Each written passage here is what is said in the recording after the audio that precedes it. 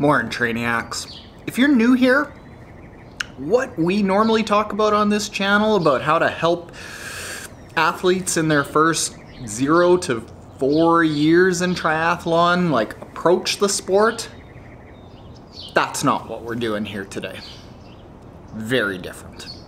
My wife, NTK, and I, we are down in Tucson for a couple weeks, getting out of the cold in Winnipeg, and training is about to ramp up a huge amount.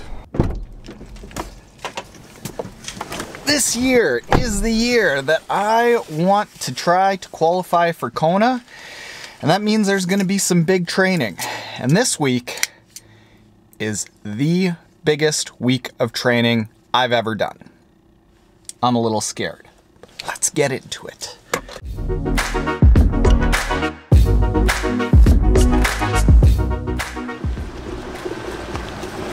Well, it's about what I'd expect after essentially 3 weeks of no swimming. 3,500 yards in 58 minutes.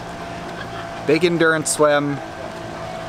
That's how we're gonna start things off. Feeling awful, apparently. We'll go back. I'll show you how the week is shaping up. Also, look at this. I get it. It's beautiful. All right, let's go through your wobbly and off level. Let's go through the biggest training week that I've ever done, starting with today, Monday, and we'll go all the way to what I hope I'll be able to get through by the end of the week. Today, we had a 60-minute swim endurance base, so I did longer sets. I did like 300s and 400s, and basically it was actually like a bunch of thousands that were just broken up with tiny, small little rests. Then in a little while, I've got a 2-hour bike with a bunch of it at Ironman kind of target pace. We're gonna target about 220 watts in order to get to Kona. That's what we think that I'm gonna have to try to hold for 5 hours. So there's a bunch of training that I'm doing at and above that 220 watts. After that, I'm then gonna have to run off the bike for 6K, just aerobic, top end of my zone 2. Tomorrow, an endurance-based ride, 3 hours, just in zone 2. Simple as that. Wednesday, a 1 hour, 30-minute run, just in zone 2. I'm gonna go try and, I'm gonna go try to hit this spot right here where Sarah True ran last year. It was beautiful there. And then after that, have a recovery swim. Thursday, another 60-minute swim with speed this time. So that'll be like 50s, 25s, maybe, what does Plews have here? 50s, and then immediately into 150 easy. So going out 50, boom, hard, and then 150 easy, recovering while swimming. Then we do a 90-minute low cadence strength bike with a 45-minute run after the bike. So we're just into Thursday now. We've got 1, 2, 3, 4, 5, 6, 7, 8, 9 sessions.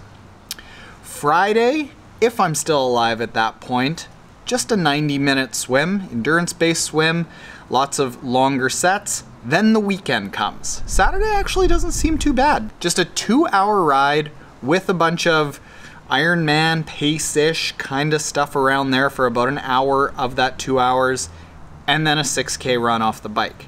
And then we end off the week with a 4-hour endurance ride. Ouch. So now, is this what you need to do? Well, it depends on your goals. My goal is to try to make it to Kona. I'm not naturally talented enough to do that with a lighter Ironman training week of like 12 to 16 hours. So that means that there are going to be some weeks I'm going to have to bump up to this, which is a total of 20 hours. If you're familiar with Training Peaks, what Dan Plews believes the cost of doing business to get to Kona and do well in your age group at Ironman distance is around a 1,000 TSS. We're gonna see what this week ends up working out to. I also asked Plews to explain himself, why he has coached me into that feverish kind of week that he's got. Let's see what he has to say. Morning everyone. So Taren has asked me to give a bit of a overview of why Taren is going to be doing quite a heavy training load this week. So what we know is he is away, so we got a bit of time to do a bit of more training volume, and also it's just a good opportunity to get some quality level 2 work. So we'll be monitoring his training all week, making sure, using those lab test results, making sure that he is actually doing his training properly. Hopefully he will survive, but fortunately we will be monitoring this all week so we can take it down if we need to. So if we get a good boost up now, those of you who might use Training Peaks will know that we'll get a big increase in his CTL, which will mean that we can go back more into a maintenance phase when he comes back to when he gets back to Winnipeg. So kind of more like that train to train, and that fitness will actually help him absorb some of the training that we get back into when we go into when he's back in Winnipeg, when he's a bit more limited on time and ability to actually ride on the road and get that training volume in. So that's what he's going to be up to this week. Let's hope he survives, and I'm sure he'll be fine and dandy. See you later. So that's what it takes to get to Kona. Let's see how I make it through these next few days, and I'm going to check in with you, probably a much more broken man, in about 7 days. Let's see if I make it.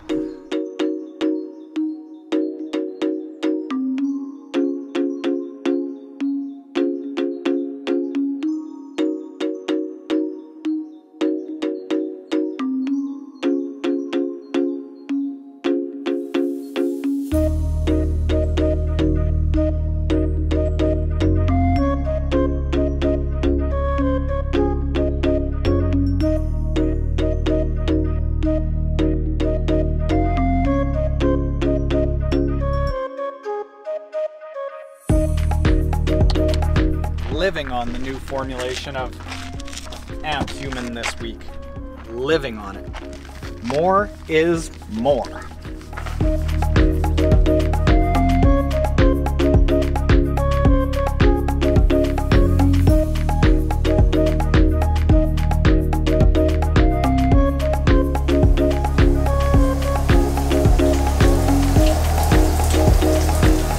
Don't act like you've never done it.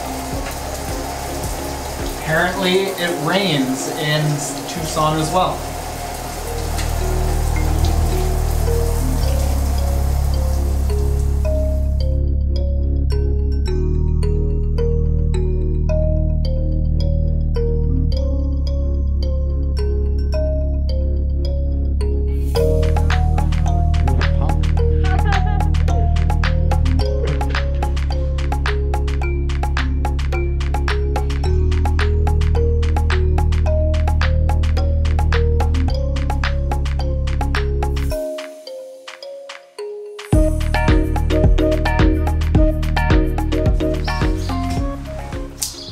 Well, do I have some news for all of you? 20.5 hours later of training, I got through it, and it actually wasn't that bad. Let me walk you through how the week went. Okay, so let's just kind of go with the big broad picture, because I walked you through what we're supposed to do each and every day, and it's basically exactly what I did. Point for point, I hit just about every workout bang on. The only time that I did veer was on Sunday, the very final day, which was a 4-hour ride to epic ride, it was written as, all at low intensity. What I did was kind of none of the above. I did a 4.5-hour ride, so not totally epic. And because I climbed Mount Lemmon and the air was so thin at that altitude, my heart rate was quite high, so it wasn't quite right, but that was totally worth it. Let's talk about like the sum of the total week over here. Total duration, 20.5 hours. My previous highest week was, I think, 17 hours, 40 minutes thereabouts. If you are a Training Peaks buff, we had a total training stress score. Now this is a combination of how long you trained, how intensely you trained, based on what you've done over the previous bunch of weeks. So it's relative to where you're at in your fitness, and that training stress score was a 990. What Plews says is we're looking for around a training stress score week for week for week if we want to be really competitive and have a very confident approach to get to Kona. We've got to have a training stress score regularly of around 1,000. So we hit that. Total swim time, 4 hours. Total swim distance, 12,475 meters. Bike duration, 13 hours on the bike. This is where we went so heavy. And the reason that we did that is really just to accumulate a lot of hours, accumulate a lot of aerobic fitness, a lot of low intensity fitness. This wasn't about making myself faster. It's about accumulating, say, volume up here with very little intensity. And then as the season goes on, we'll keep that volume kind of similar, might even come a little bit down, but that intensity in the middle will grow to a bigger and bigger portion of it. And because we've got this big amount of volume, having that will allow the intensity to be able to be absorbed as we go. Bike distance, 357 kilometers, not too huge because a good chunk of that was up Mount Lemmon.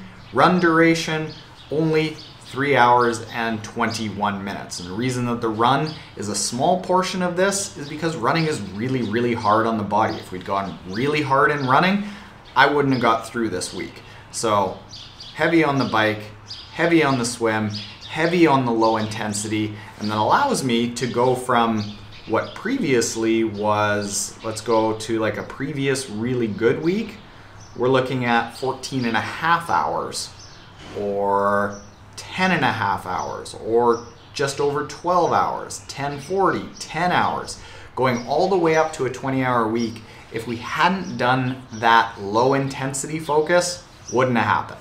Finally, run distance was 37.4 kilometers. And if you want to take a look at what this results in, we started the week at a fitness number of a 68 and we got up to a 79. That's a big bump up in fitness if you're really following the Training Peaks science. Now, it's not the be all end all. I'm a little bit probably overly critical of that Training Peaks score because if it really mattered, why would you go race? You would just, everyone would enter a race and then sort by what all of your Training Peaks stress score is.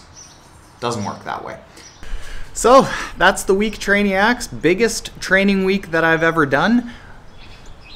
Wasn't the sole reason that I came down here to smash myself, but being down here in some weather that isn't trying to kill me, like up in Winnipeg, very nice. Very, very nice. Over the rest of the week, we are meeting some interesting folks. We got a podcast and a tour of Ben Hoffman's Pain Cave. If you want to make sure you see that, hit the subscribe button below. And hopefully, I'm still alive then. Later, Trainiacs.